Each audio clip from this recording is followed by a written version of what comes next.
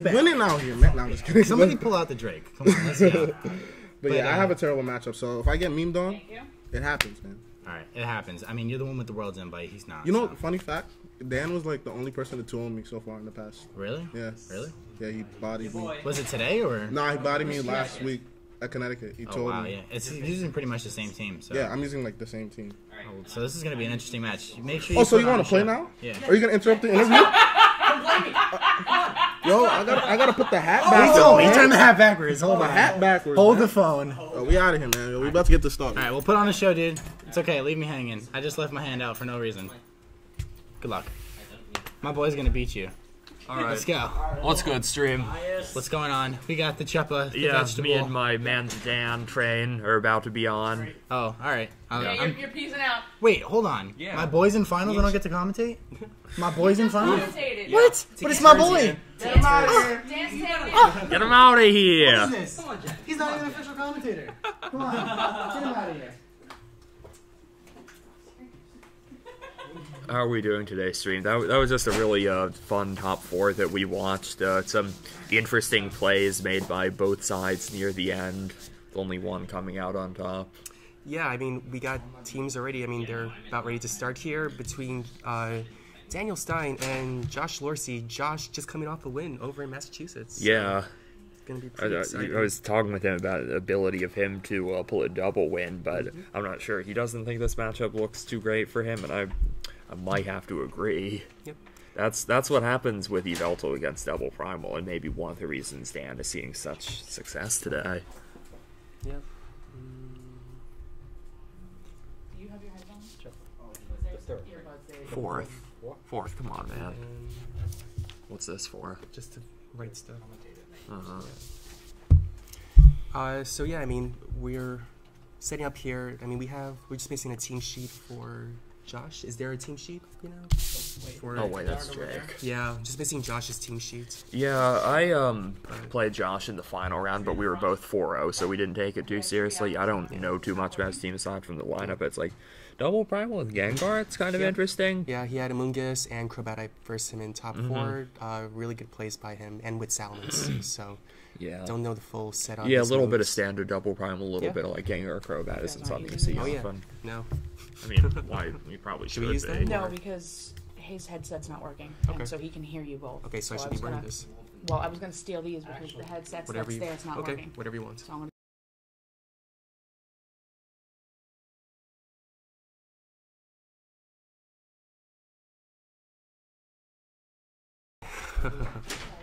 Oh, starting already. Yes, we are starting. We got the team sheet right here. Thank you. Okay, and we are going into the finals here in New York. And we're going to be having Joshua on the bottom with Salamence and Amoonguss. Daniel is going to be leading off with Thundurus and Kangaskhan. Alright, so Daniel's team is Yveltal, Cresselia, Mawile, Groudon, Kangaskhan, and Thundurus. Looks like a kind of standard Yveltal Groudon build. Yep, and Joshua's team is Salamence, Gengar, Groudon, Crobat, Kyogre, and Amoonguss.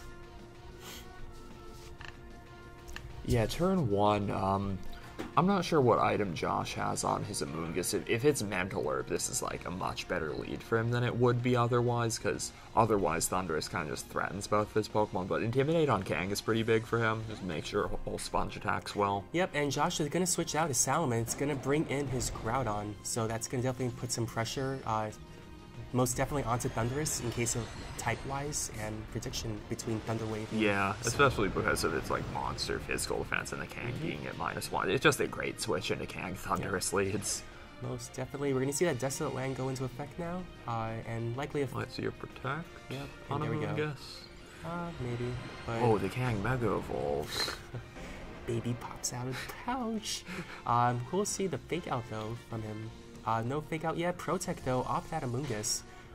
And we're going to see, yep, there gets the Fake Out, gone to the Amoonguss, and Thundurus go for the T-Wave, so perfect prediction by Josh, so now he's in a slight better position. Dan made a play that was like hard for him to like kind of lose the turn off of. It's basic but effective, but it doesn't do anything about the Groudon switch. The Groudon switch is hard for him to do something about without, like, making his own switch for momentum, and now the Amoonguss in a pretty good position. Yeah, now Daniel switching out his Thundurus, bringing out his own Groudon, so I guess, you know, if you want to counter Groudon, you gotta bring in your own Groudon. Josh decides to fire a P-Blades off. You're, like, calling the Thundurus switch would be huge for him, but I think Fire Punch is a bit more likely. Yeah, most likely. I mean, you want to get some real damage off, and unless you make those really big plays there.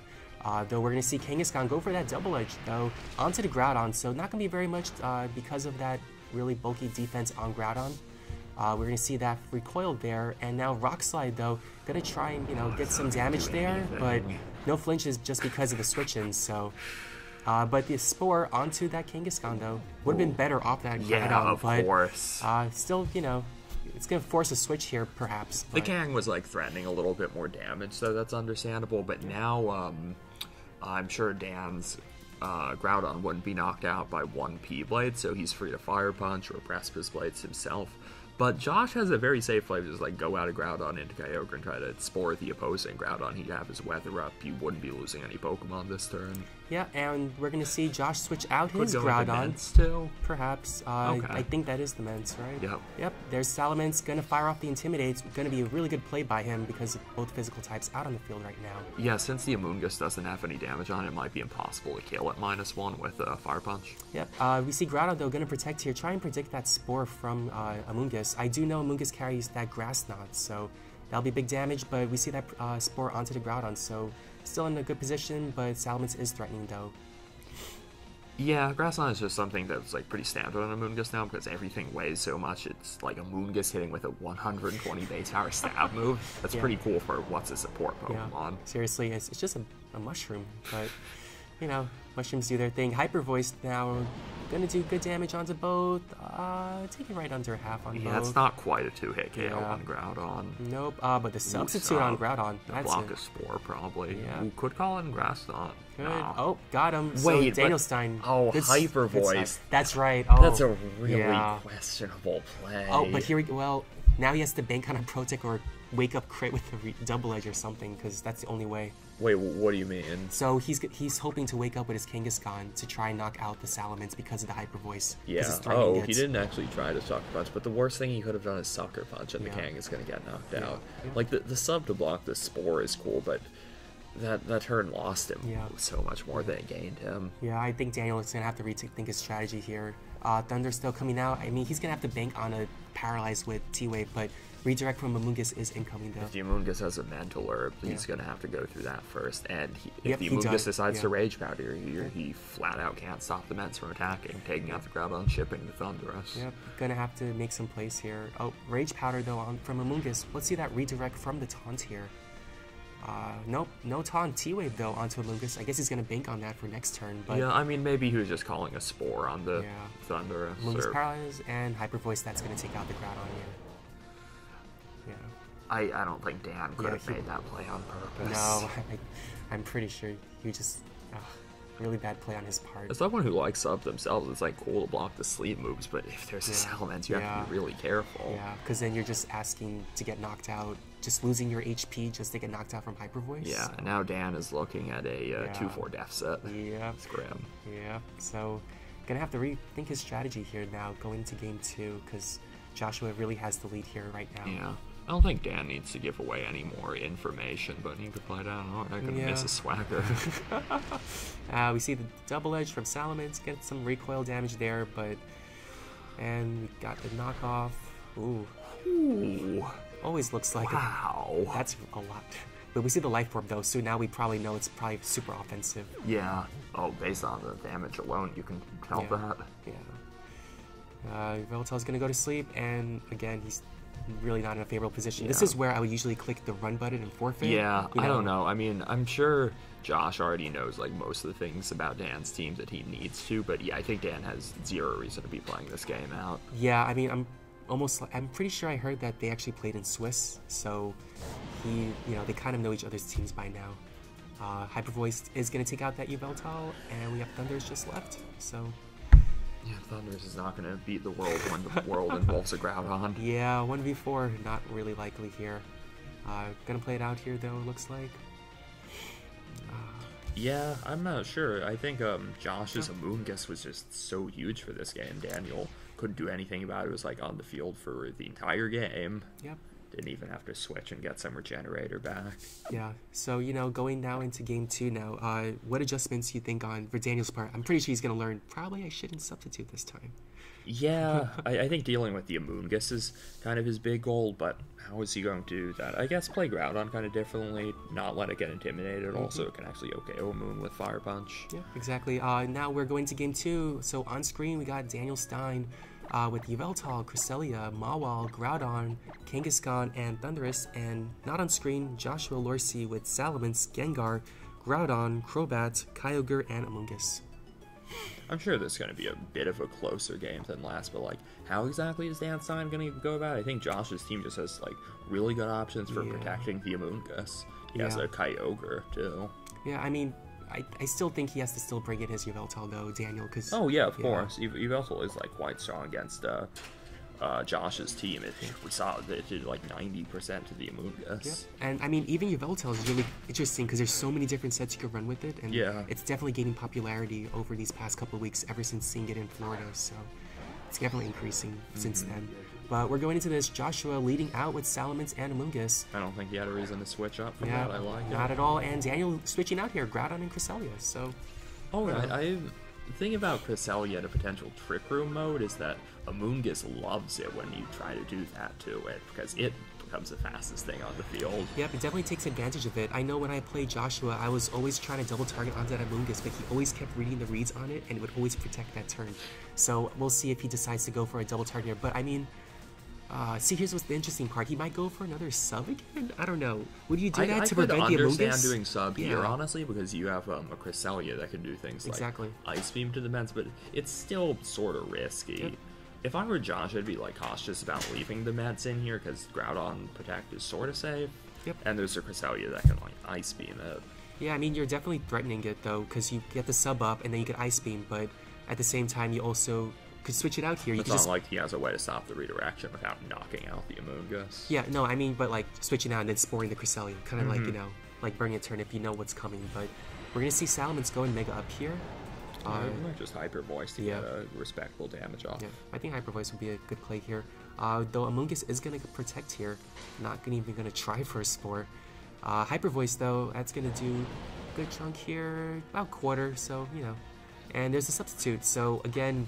Oh, please don't tell me that's Hyper Voice range. I think it'll, like, barely take it, actually, which is, like, quite big for him, but if I'm wrong about that... Yeah. It's really grim. But at the same time, too, we got Trick Room up, so now, you know, Amoonguss can threaten Cresselia with the Spore. Yeah, for all we know, that could be, like, a Lumberry Cresselia, too. Yeah, we still haven't seen those items being revealed, but... Good to see a Rage Powder. Because of the Rage Powder, yeah, Dan can't actually take down the Mets this turn. Excuse me. Gravity, though, from Cresselia.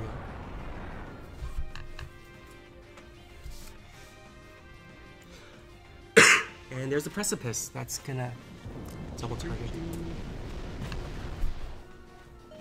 Ooh, finding a crit on the Salamence. That's really bad. Can the Groudon take the Hyper Voice? Think so? I'm wrong. Oh man, that is unfortunate.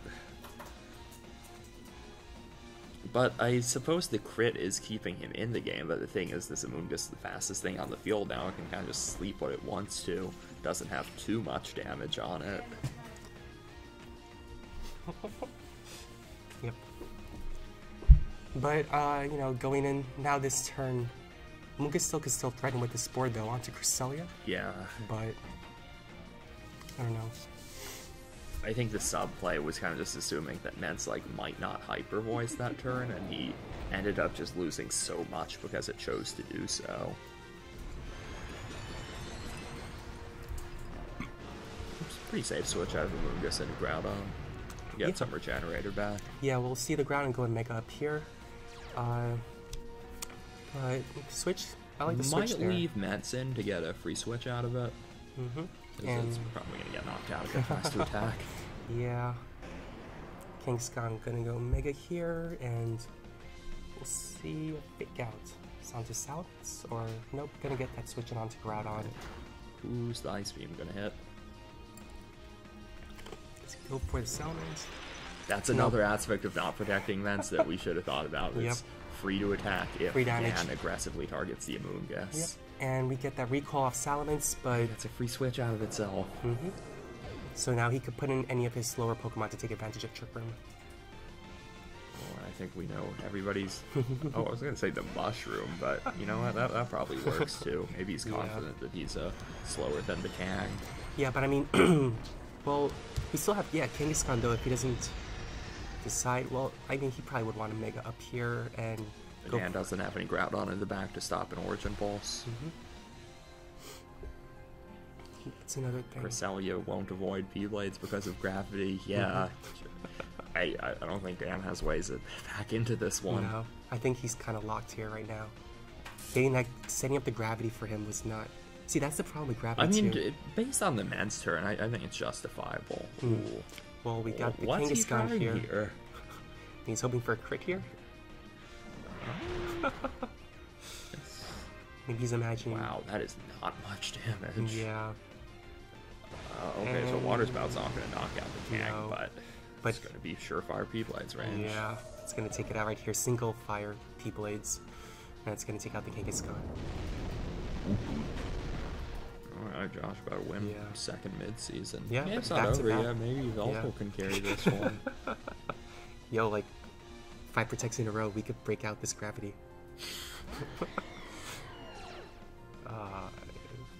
Yeah. Actually, yeah, because the rain is up without gravity, Yveltal couldn't... Groudon couldn't actually touch Yveltal. Ooh, not gonna try Sucker or anything. Yeah, and there's a Scout off. With a Skull. So much damage. P-Blades to finish Precipice, it's gonna take it out, and we got Joshua Lorcy back-to-back mid-season champion. Wow. I called this. I totally called this.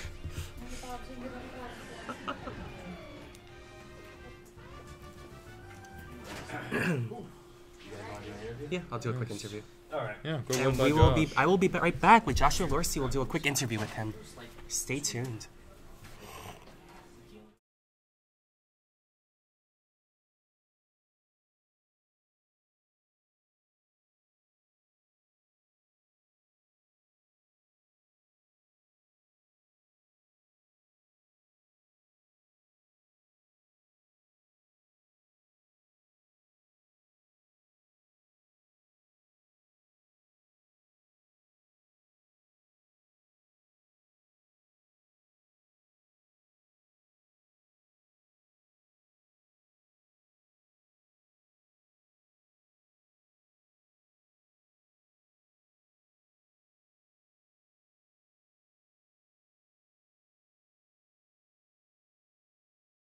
Now we are. Hey guys, welcome back. I am with Joshua Lorcy. Josh, congratulations, man. Thanks, You man. are the back-to-back winning Massachusetts midseason. Now you're winning New York midseason.